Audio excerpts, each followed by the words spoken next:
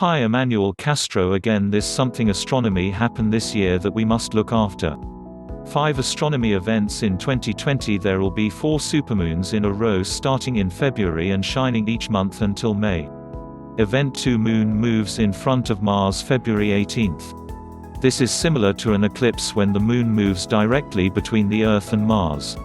AccuWeather says it's officially known as an occultation. Event 3, lunar eclipse July 4 to 5. 4 penumbral lunar eclipses will be visible across the world in 2020. This is when the moon moves through the outer part of the Earth's shadow.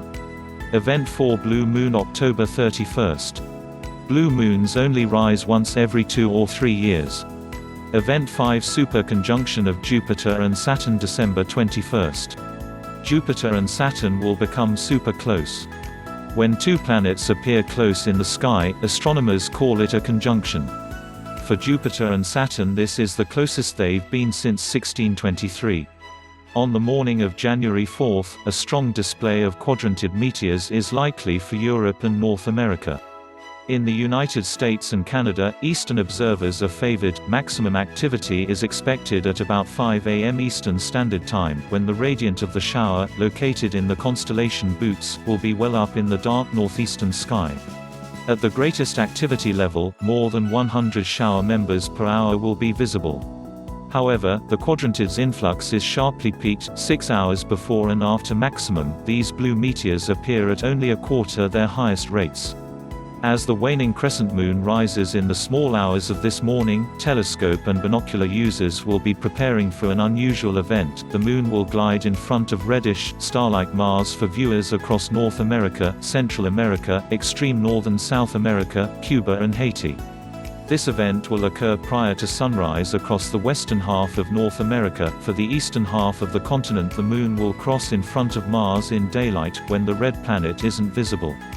Early April finds Venus near the peak of its highest evening apparition and close to the Pleiades star cluster, just as it was in April 2012, 8 years ago, and will be in early April 2028, 8 years hence.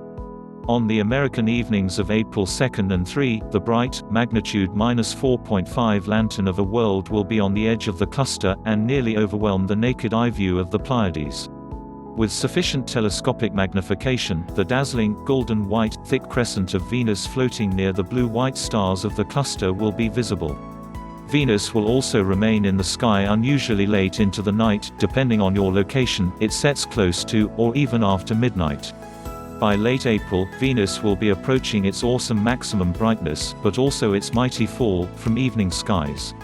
On April 7 at 2 p.m. the Moon will arrive at its closest point to the Earth in 2020, an extreme perigee distance of 221,772 miles (356,907 kilometers) away. 8 hours and 35 minutes later, the Moon will officially turn full. In addition, the near coincidence of this full moon with perigee will result in a dramatically large range of high and low ocean tides.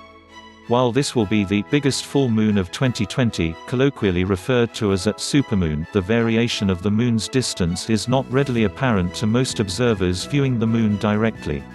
The first of 2 solar eclipses in 2020 will be visible from parts of Africa, Arabia, Pakistan, northern India, southern China, Taiwan, the Philippine Sea and Pacific Ocean. North America will not see any part of it. Although the new moon will pass directly across the face of the Sun, it will not cover it entirely because the moon will farther than average from the Earth and the moon's resultant apparent size will be 0.6% smaller than that of the Sun.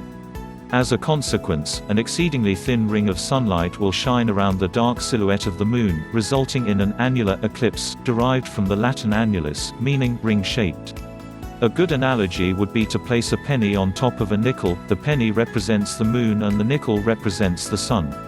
Over northern India, the width of the path of the annular eclipse measures just 13 miles (21 kilometers) wide, and the ring of sunlight will last just 38 seconds. A partial eclipse will be visible from virtually all of Asia, Africa and northern Australia. Thank you for watching. Hope you enjoy the video. Good luck.